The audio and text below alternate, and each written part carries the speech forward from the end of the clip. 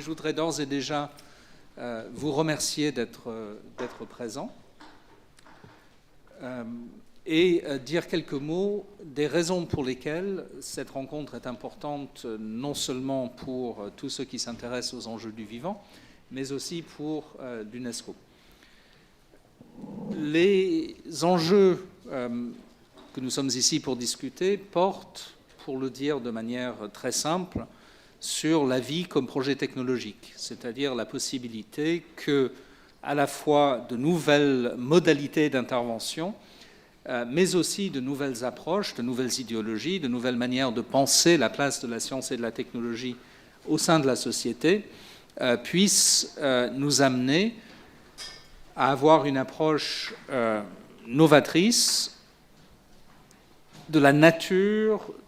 et des objectifs de nos interventions dans le vivant, non pas qu'intervenir dans le vivant soit en lui-même radicalement neuf. D'une certaine façon, toutes les espèces domestiques et la plupart des végétaux que nous mangeons sont le produit de plusieurs millénaires d'interventions dans le vivant. Mais il est clair, d'une part, que nous avons davantage conscience aujourd'hui de ce que nous faisons, et d'autre part que nous avons des moyens d'agir qui sont qualitativement différents et qui autorisent non seulement un accroissement, disons, de la quantité d'intervention, mais un saut qualitatif dans la nature de celle-ci. Face à ces enjeux, se posent un certain nombre de questions qui seront l'objet de nos discussions aujourd'hui. Première question, qui sera notamment débattue tout à l'heure dans les ateliers, pour lesquels nous nous séparerons dans des salles distinctes, celle de la prospective scientifique. Pour réfléchir sur les enjeux, encore faut-il bien comprendre ce dont on parle du point de vue des processus de recherche et de développement, et ne pas tomber dans le piège de confondre les fantasmes, positifs ou négatifs d'ailleurs, que nous pourrions avoir sur telle ou telle technologie spéculative ou émergente avec la réalité des processus scientifiques et industriels qui sont en cours. Mieux comprendre ce qui se prépare et pourrait se préparer nous aidera à voir avec plus de précision s'il y a lieu de s'en inquiéter ou de s'en réjouir, et s'il y aurait lieu d'agir par rapport à ces évolutions. C'est le cas en particulier de la biologie de synthèse, qui sera le sujet de l'un des ateliers tout à l'heure. Mais une fois qu'on a compris ce qui est en cours et ce qui pourrait arriver, sans certitude, se posent un certain nombre de questions qui sont d'ordre éthique et sociétal. Et c'est à ce niveau-là que le secteur des sciences sociales et humaines de l'UNESCO, que je représente ici ce matin et qui co-organise cette réunion, est concerné. En effet, nous avons pour mission, inscrite dans la stratégie à moyen terme de l'UNESCO pour la période en cours, de réfléchir aux enjeux éthiques et aux transformations sociales, et en y réfléchissant, de donner à la communauté internationale et le cas échéant à chacun des États membres pris individuellement les moyens d'y répondre. Du coup, l'enjeu, pour nous en tout cas, mais je crois qu'il est partagé avec beaucoup de ceux qui sont dans la salle et avec l'esprit général de l'organisation de la journée, c'est de savoir comment mettre en relation une approche prospective des dynamiques scientifiques et technologiques qui nous permettent de comprendre ce qui se passe et ce qui pourrait se passer, avec l'élaboration d'une approche éthique et sociétale de ces questions, ou d'une approche de ces questions éthiques et sociétales, qui nous permettent, selon l'expression de l'appel qui est diffusé aujourd'hui et proposé à votre signature, si vous souhaitez y souscrire, un appel pour faire monde commun. Vous avez sans doute ce papier jaune, ou si vous ne l'avez pas, il vous sera distribué ultérieurement. C'est une initiative de Vivagora que l'UNESCO en tant que telle ne soutient pas, auquel nous ne nous associons pas. Ce n'est pas notre vocation, mais nous sommes très heureux que le thème soit celui-là. En effet, face à ces enjeux scientifiques et technologiques, ce qui est en cause, en dernière analyse, c'est une certaine vision de la science et de la technologie qui est inscrite dans les grands instruments normatifs dont la communauté internationale s'est dotée depuis la Seconde Guerre mondiale pour empêcher, pour autant que ce soit possible, que la science et la technologie soient dévoyées, comme elles ont pu l'être au cours des 2 guerres mondiales et dans l'entre-deux-guerres, au service de projets idéologiques fondamentalement destructeurs. Et c'est pour cela que, dès 1948, la communauté internationale a adopté, dans l'article 27 de la Déclaration universelle des droits de l'homme, le principe selon lequel chaque être humain a le droit de bénéficier des avancées de la science et de leurs applications. En d'autres termes, les usages, les orientations de la science qui ont pour effet de créer un profit au bénéfice de certains, dont la contrepartie est peut-être le résultat, et au détriment d'autres, est un usage de la science qui, par rapport à cette vision, qui est normative bien sûr, qui est philosophique, qui est la vision, selon les paroles du premier directeur général de l'UNESCO, le biologiste anglais Julian Huxley, est un humanisme scientifique, comme il le disait lui-même, qui inscrit la science dans l'humain et l'humain dans la science, dans une idée du progrès qui est contestée, certes, par les philosophes, les sociologues et par le débat public, mais qui ne mérite sans doute pas d'être négligée ou abandonnée sans qu'on y réfléchisse soigneusement. Cette affirmation selon laquelle la science a vocation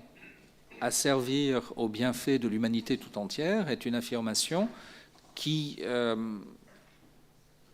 se place en contrepoint d'un certain nombre d'évolutions qui montrent au moins la possibilité du contraire à travers la construction de priorités scientifiques, d'ordre du jour scientifique qui répondent à des intérêts tout à fait spécifiques et particuliers, à travers le déploiement de la technologie selon des procédures qui, loin de se fonder sur la recherche de bienfaits partagés pour l'humanité tout entière, se traduisent au contraire par la recherche délibérée de positions privilégiées pour une partie de l'humanité. Et enfin,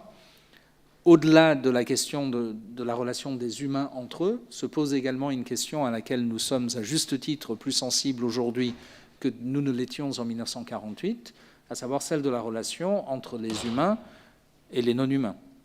Du coup, la question du monde commun, c'est la forme philosophique, mais aussi la forme politique de cette interrogation éthique sur la nature de la science envisagée du point de vue de l'humanité dans ses relations à la fois avec elle-même et avec tous les êtres non humains qui l'entourent. Du coup, la notion de monde commun est bel et bien la notion d'un monde où la question de ce qui nous unit est posée et reçoit des réponses, y compris des réponses institutionnelles très pratiques, au regard d'un principe éthique fondamental de solidarité et de partage, la solidarité intellectuelle et morale de l'humanité, selon les mots de la Constitution de l'UNESCO, mais aussi la solidarité avec la difficulté qu'il y a à donner un sens au mot solidarité dans ce cadre entre les humains et les non-humains, avec lesquels nos relations ne peuvent pas être réciproques au même sens où elles le sont entre nous, êtres humains. Un autre des ateliers qui auront lieu tout à l'heure portera précisément sur la question de la vie avec les vivants, la question de la coexistence et de la solidarité inscrite dans ces nouveaux types de relations où, bien au-delà des relations traditionnelles de prédation ou de prélèvement que les humains entretiennent avec leur environnement, se pose la question beaucoup plus fondamentale de l'intervention dans la matière même des animaux qui nous entourent ou des plantes qui nous entourent ou de l'écosystème planétaire tout entier. Vous voyez que sommet de meubler, selon le principe bien connu de Parkinson, j'étends mon discours pour remplir le temps disponible pour vous le livrer.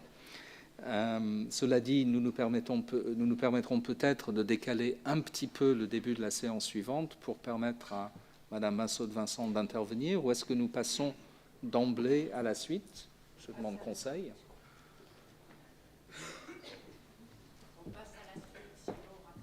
On passe à la suite. D'accord. Alors, pour conclure ce propos introductif, que fait l'UNESCO en la matière et en quoi, au-delà du fait de vous accueillir et au-delà du fait d'avoir une orientation éthique et intellectuelle générale qui est en phase avec l'esprit des travaux de la journée d'aujourd'hui, l'UNESCO a 3 engagements qui me paraissent extrêmement importants à cet égard. Le premier, c'est l'engagement en matière de bioéthique. L'UNESCO a fait adopter par sa conférence générale entre 1997 et 2005 3 déclarations internationales ou universelles sur des questions relatives à la bioéthique, dont la dernière, la plus générale et la plus ambitieuse, en 2005, la Déclaration universelle sur la bioéthique et les droits de l'homme. Celle-ci a pour vocation, en matière d'intervention biomédicale dans l'humain, mais pas seulement, la déclaration est plus large que cela, de poser un socle commun de valeurs et de principes à partir desquels réfléchir aux enjeux pratiques, y compris les plus réglementaires, qui se posent en matière de bioéthique. Et ces principes sont ceux de la dignité humaine, de l'intégrité de la science et de la solidarité, pour le dire très vite. Ce qui est intéressant dans cette déclaration, c'est qu'elle ait été adoptée par consensus des États membres de l'UNESCO, 193 d'entre eux à l'époque. Malgré la difficulté de la matière, malgré les tensions qui se sont fait jour pendant le processus de négociation du texte entre, vous l'imaginez bien, des visions religieuses profondément différentes de ce que peut être le vivant, malgré ces difficultés, un consensus a été trouvé sur un texte qui n'est pas un texte vide, qui dit un certain nombre de choses précises et qui nous appartient désormais de mettre en œuvre, notamment à travers le soutien aux politiques nationales qui visent à transférer dans la législation des différents pays les principes adoptés au niveau international pour encadrer la réflexion sur la bioéthique. Deuxièmement, nous avons un engagement dans l'éthique des sciences et technologies, y compris dans les domaines qui, à la différence de la bioéthique, n'ont pas fait l'objet pour l'instant d'un cadrage normatif précis, soit qu'il n'existe aucun instrument normatif de portée globale en la matière, c'est le cas des nanotechnologies par exemple, pour lesquels il existe un certain nombre d'instruments nationaux ou régionaux, mais aucune déclaration internationale ou universelle qui poserait un socle de valeurs communes. Ça viendra peut-être un jour, mais à ma connaissance, il n'y a pas de processus en cours pour y parvenir, et en tout cas à l'UNESCO, il n'y en a pas. Il n'empêche que nous avons à réfléchir de manière plus spéculative, de manière plus prospective, sur la nature des enjeux et sur les implications éventuelles pour que, le moment venu, si les conditions politiques sont réunies, nous puissions, au service de la communauté internationale, offrir la base technique d'un instrument qui serait éventuellement pertinent. Ces travaux sont conduits notamment par la Commission mondiale d'éthique des connaissances scientifiques et des technologies, COMEST, qui est l'une des instances d'expertise indépendante sur lesquelles s'appuient nos travaux. Et puis en outre, même si mes collègues du secteur des sciences naturelles de l'UNESCO ne sont pas représentés ici ce matin,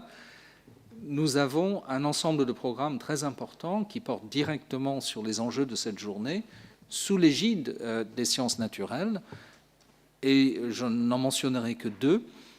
Premièrement, le programme L'Homme et la biosphère, qui est un programme intergouvernemental dont l'activité la plus connue, mais ce n'est pas la seule, est la gestion d'une réserve, d'un réseau international de réserves de biosphère, qui sont des formes institutionnelles mises en place dans les différents États pour permettre, au-delà de la seule conservation, parcs nationaux, réserves protégées et ainsi de suite, la définition d'espaces de cohabitation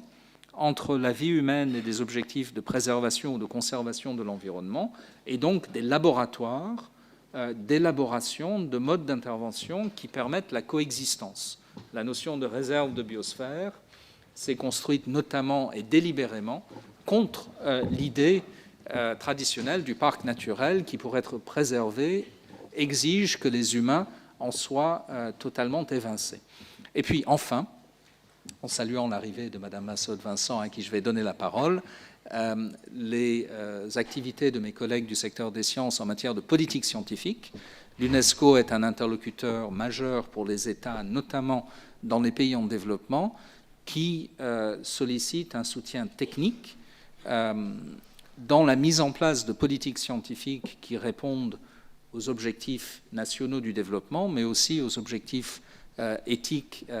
et sociétaux de la communauté internationale. Et il est clair que pour faire un monde commun,